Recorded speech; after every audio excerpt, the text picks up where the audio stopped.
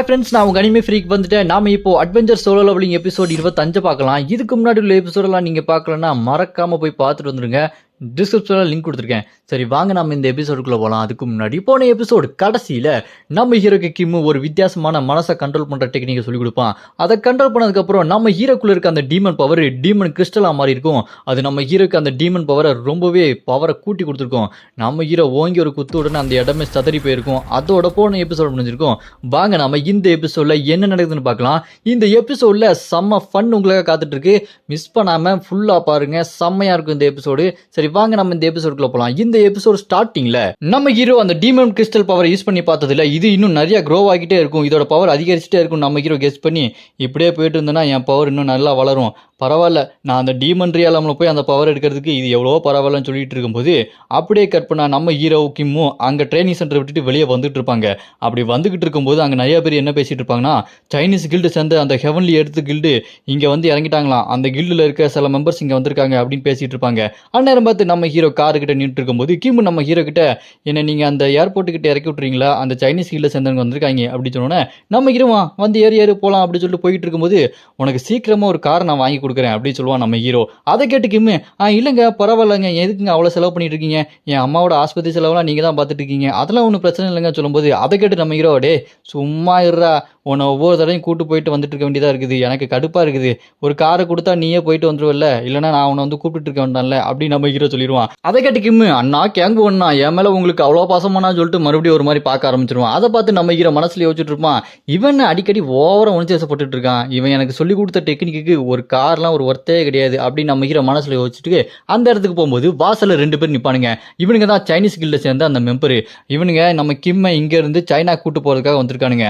அங்க வந்தோடனே நீ தாண்டா கிம்மா, ஒழுங்காவா, உன்னை மட்டும் எங்களோட பாஸ் கூட்டு வர சொன்னாரு அப்படின்னு சொன்னோன்னே அதை கேட்டு இங்க கிம்மு ஓ அவரே கூப்பிட்டு வர சொன்னாரா, அவர் தான் ஸ்வாட் எம்பரர் ஜியோன், அவரே கூப்பிட்டு வர சொன்னாரான்னு சொல்லிட்டு கிம்மு ஷாக்காயிருவான். ஆமா உன்னை மட்டும் தான் வர சொன்னாரு, கூட யாரும் வரக்கூடாது புரியுதா, அது மட்டும் இல்லாமல் அவரோட பேரை இந்த மாதிரி வெளியே சொல்லாத அப்படின்னு சொல்லிட்டு அந்த கில்டு மெம்பர் கோவப்பட்டுட்டு இருப்பான். அதை கேட்டீங்க நம்ம ஹீரோ என்ன ஒரு மாதிரி இருக்கு அப்படின்னு சொல்லிட்டு டென்ஷன் ஆயிடுவாரு. நீ ஒழுங்கா அமைதியா என் பின்னாடி வான்னு சொல்லிட்டு அந்த சைனீஸ் கில்ல சேர்ந்தவன் சொல்ல அப்ப நம்ம ஹீரோ கிம்ம தடுத்து நிப்பாட்டி டே இரு நான் ஒரு நிமிஷம் அவன்கிட்ட பேசிக்கிறேன்னு சொல்லிட்டு நம்ம ஹீரோ அவங்ககிட்ட போய் டே நீ கொரியாக்கே இப்பதான் வந்திருக்க, கொரியா கூட உனக்கு அந்த அளவுக்கு முழுசா பேச தெரியல, நீ இங்க வந்து எங்களை மரியாதை இல்லாம பேசிட்டு இருக்கியா, உனக்கு எவ்வளவு தைரியம் இருக்கணும் அப்படின்னு கேட்டோன்னே அதை கேட்டு அந்த மொட்டத்திலேயே நம்ம ஹீரோ பார்த்து நீ யாரா அப்படின்னு கேட்பான். அதுக்கு நம்ம ஹீரோ நான் தாண்டா கிம்மோட அண்ணன் அப்படி சொன்னோன்னே அதை கேட்டவன் அந்த அண்ணன் ஜெயில இருக்கிறதா கேள்விப்பட்டனே அப்படி சொல்லும்போது நான் பெரியப்பா பையன்டா அப்படின்னு நம்ம ஹீரோ சொல்லுவாரு. கேங்கு உண்மையாலுமே நீங்க அண்ணன் தான் அப்படின்னு சொல்லிட்டு மறுபடியும் ஒரு மாதிரி பார்க்க ஆரம்பிச்சிருவான். அப்புறம் நம்ம ஹீரோ அந்த தடியங்கிட்ட டே யாரா அவன் கில்டு மாஸ்டரா, அவன் யாரு ஓனரு ஜியோனா, எதுக்கு ஸ்வாட் டிராகன் டெக்னிக் மேலே அவ்வளோ ஆசை வச்சிருக்கான், அவனுக்கு என்னதான் வேணுமா பைத்தியக்காரன் அவன் அப்படின்னு சொல்லிட்டு நம்ம ஹீரோ கோவமா பேசணுன்னே அதை கேட்டு அவன் என்ன தைரியம் இருந்தா நீ இப்படி பேசுவ மரியாதை இல்லாம, எங்களோட கில்டு மாஸ்டரை அவரை பத்தி நீ தப்பா பேசுவியா, அவனுக்கு என்ன தைரியம் இருக்கும் அப்படின்னு சொல்லிட்டு அவன் கோவப்படும் போது அதை பார்த்து நம்ம கிம்முக்கு ஏய் என் அண்ணன்கிட்ட நீ இப்படி பேசுறியா, என் அண்ணன்கிட்ட யார் இப்படி பேசுவாங்க எனக்கு பிடிக்காதுடா அப்படின்னு சொல்லிட்டு அவன் சண்டைக்கு வரும்போது அதை பார்த்துட்டு இருந்த மட்டத்துல ஓ சண்டைக்கு வரியா அப்படின்னா நான் சண்டைக்கு ரெடிடா, ஆனால் என்னோட பாஸ் உங்களை மரியாதையை தான் கூட்டு வர சொன்னார், ஆனால் உங்களுக்கு மரியாதை நான் என்னன்னு சொல்லி கொடுத்து கூட்டு போகிறேன்டா அப்படின்னு ஸ்வாட் எடுக்க ரெடியாக இருப்பான். அதை பார்த்து நம்ம ஹீரோ டக்குன்னு அவன்கிட்ட போய் டேய் நீ ஸ்வாட் எடுக்க போறியா, ஸ்வாடை எடுக்கிறதுக்கு முன்னாடி ஒரு தடவைக்கு 100 தடவை யோசிச்சுட்டு எடு, நீ ஒரு தடவை எடுத்துட்ட வாழ்க்கையில் உன்னால யோசிக்கவே முடியாது அப்படின்னு நம்ம ஹீரோ அவனை மிரட்டினோன்னே அந்த தடியை நம்ம ஹீரோ பார்த்து என்ன இவனோட ஆரா பவர் ரொம்ப பயங்கரமா இருக்கு, இருந்தாலும் பரவாயில்லன்னு சொல்லிட்டு சண்டைக்கு ரெடியாவான். டே என்ன தைரியம் இருந்தா நீ என்னையே மிரட்டுவ, என்னோட நாடு எவ்வளோ பெருசு தெரியுமா, உன்னோட சின்ன நாட்டில் இருந்துட்டு என்னையே நீ மிரட்டுறியா அப்படின்னு சொல்லிட்டு ஸ்வாட் எடுத்து சண்டைக்கு ரெடியாவான் பாருங்க. நம்ம ஹீரோ செம்ம ஸ்பீட் அவங்ககிட்ட போய் கையை ஒரு முறுக்குவான் பாருங்க, அவன் ஸ்வாடை கீழே போட்டு ஐயோ அப்படின்னு சொல்லிட்டு கத்திக்கிட்டு இருப்பான். நம்ம ஹீரோவனை பார்த்து டே உன்னோட நிலப்பரப்பை வச்சு நீ பெருமைப்படத்தை தான் இங்கே வந்திருக்கியா, உங்ககிட்ட சண்டை போடுறதுக்கெலாம் திறமை இல்லையாடா அப்படின்னு சொல்லும்போது யாரா நீ உங்ககிட்ட எப்பறம் இந்த அளவுக்கு பவர் இருக்கு அப்படின்னு சொல்லி பயந்துட்டு இருப்பான்.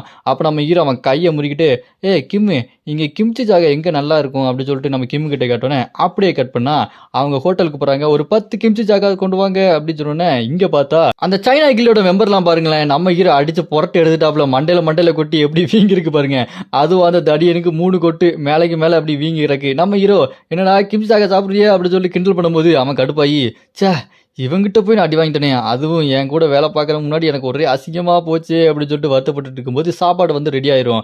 அங்கே கிம்ச்சி ஜாகா வந்தோன்னே அதை பார்த்துட்டு அந்த தனியன் என்ன சாப்பாடு இது கொலன்னு ஏதோ எல்லாத்தையுமே கலந்து இருக்கிற எல்லாத்தையும் போட்டு வச்சிருக்காங்க அப்படின்னு சொல்லி பார்த்துட்டு இருந்தோன்னே அதை கேட்டு நம்ம ஹீரோ என்ன சொன்ன அப்படின்னு ஒரு முறப்பாரு பாருங்க.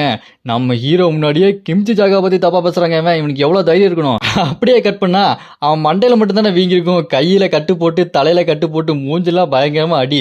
இங்க அவன் சைனாக்கு வந்துட்டான். அவனோட கில்டு மாஸ்டர் முன்னாடி வந்துட்டு என்ன மன்னிச்சிருங்க, அவனோட பிரதர் ரொம்பவே ஸ்ட்ராங்கா இருந்தான், இங்க எல்லாத்தையுமே அடிச்சுட்டான் அப்படின்னு சொல்லும்போது அதை கேட்டு அந்த பாஸ் இருக்கான் பாருங்க.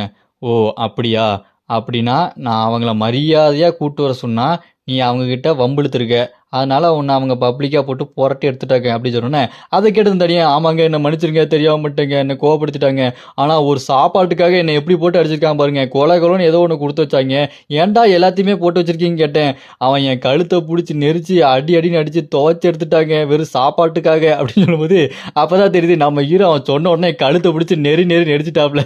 செம பண்ணா இருக்கு போங்க. அதாவது கிம்ச்சி ஜாகா பத்தி தப்பா சொல்லாமா அதுவும் நம்ம ஹீரோ முன்னாடி, அதான் நம்ம ஹீரோ புரட்டி எடுத்துட்டான். அப்படி இந்த பக்கம் பார்த்தா அந்த கில்டு மாஸ்டர் ஜியோனுக்கு ஒரு பொண்ணு இருக்கா, அவளோட பேரு லின். அவளும் அப்படியே வெளியே வந்து எட்டி பார்த்துட்டு இருப்பா.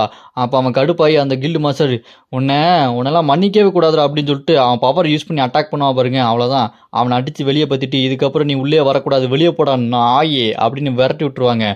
அப்புறமா இங்க பார்த்தா அந்த பொண்ணு லின் இருக்கா பாத்தீங்களா.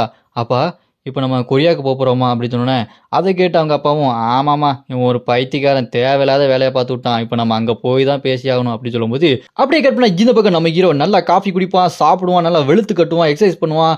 ஏன்னா நம்ம ஹீரோக்குள்ளே இருக்க அந்த டீமன் கிறிஸ்டல் இருக்குது பார்த்தீங்களா, அதில் சைஸ் பெருசாகிட்டே இருக்குது, ஸ்ட்ராங் ஆகிட்டே இருக்குது. அப்படியே கட் பண்ணால் நம்ம ஹீரோ அவங்க ஃப்ரெண்ட்ஸ் எல்லாருமே எஸ்ராங் டஞ்சன் கேட்டுக்குள்ளே போகிறாங்க.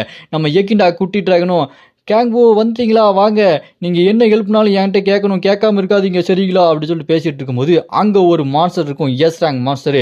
அதை அட்டாக் பண்ணுவாங்க பாருங்க. நம்ம ஹீரோ முதல்ல போய் பவர் ஆஃப் சைலன்ஸ் யூஸ் பண்ணி அதை அட்டாக் பண்ணிட்டு இருப்பாரு. இங்க நம்ம எக்கிண்டா டிராகன் அவரோட டீமன் பவர் யூஸ் பண்ணி அட்டாக் பண்ணிட்டு இருப்பா. அப்ப நம்ம ஹீரோயினி அந்த குட்டி சாத்தானும் ரெண்டு பேரும் மேஜிக் பவர் யூஸ் பண்ணி பயங்கரமா அந்த மான்ஸ்டர் அட்டாக் பண்ணிட்டு இருப்பாங்க.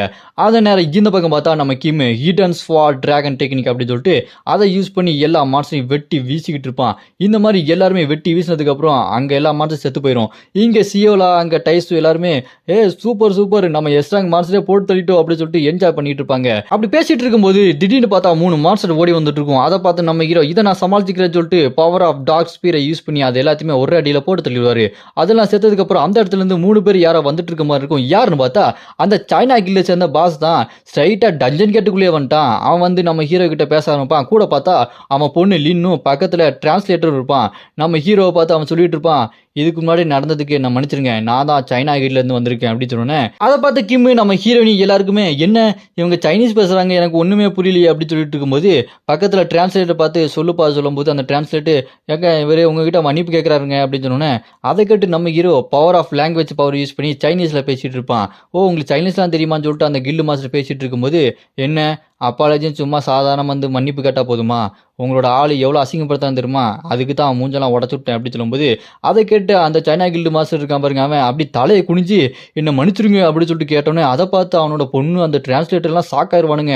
இந்த பக்கம் பார்த்தா நம்ம டீம் ஆளுங்க அதுக்கு மேலே சாக்காயிருவானுங்க. என்ன இவ்வளோ பெரிய ஆள் தலையை குனிஞ்சு மன்னிப்பு கேட்டுட்டு இருக்கான்னு சொல்லும்போது அதை கேட்ட அந்த சைனா கில்டு மாஸ்டர் என்ன மன்னிச்சிருங்க, இதுக்கப்புறம் இந்த மாதிரி உங்களை யாருமே அவமரியாதை பண்ண மாட்டாங்க, அதுக்கு நான் சத்தியம் பண்ணுறேன், நான் வாக்குறுதி கொடுக்குறேன் அப்படின்னு சொன்னோன்னே அதை கேட்டு நம்ம ஹீரோ வில்லத்தனமா ஓ சத்தியம் பண்றீங்களா சத்தியம் அப்படி சொல்லி யோசிச்சு அதை கேட்ட இந்த சைனா கில்டு மாஸ்டர் ஜியோன்னு ஆமாங்க நான் ப்ராமிஸ் பண்றேன் உங்களுக்கு சத்தியம் பண்றேன் உங்களை யாருமே இதுக்கப்புறம் அவமரியாதை பண்ண மாட்டாங்க அப்படின்னு சொன்னோன்னே அதை கேட்டு நம்ம ஹீரோ ஓ சரி சரி பரவாயில்ல இருக்கட்டும், அவனே மன்னிப்பு கேட்டான், இதுக்கப்புறம் நம்ம கோவப்பட வேண்டாம், சரி நீங்க எதுக்காக இங்க வந்திருக்கீங்க, கிம்மு கிட்ட இருந்து உங்களுக்கு என்ன வேணும் அப்படின்னு சொல்லிட்டு கேட்டோன்னே அதை கேட்ட அந்த கில்டு மாஸ்டர் நான் இங்க எதுக்கு வந்திருக்கேன்னா செக் பண்றதுக்காக வந்திருக்கேன், கிம்மு கிட்ட மார்ஷியல் ஆர்ட்ஸ் காடோட பவர் இருக்கு, அவனுக்கு எப்படி அந்த மார்ஷியல் ஆர்ட்ஸ் காட் ஆசீர்வாதம் அவரோட துணை எப்படி இருக்குது, அது மட்டும் இல்லாம அவன் எப்படி ஸ்வாட் டிராகன் பவரை அந்த மார்ஷியல் ஆர்ட்ஸ் டெக்னிக்கை அவன் கத்துக்கிட்டான், அது எங்களுக்கு தெரிஞ்சாகணும் அப்படின்னு ஒரு மாதிரி வில்லத்தனமா சிரிச்சிட்டு சொல்லுவான் பாருங்க.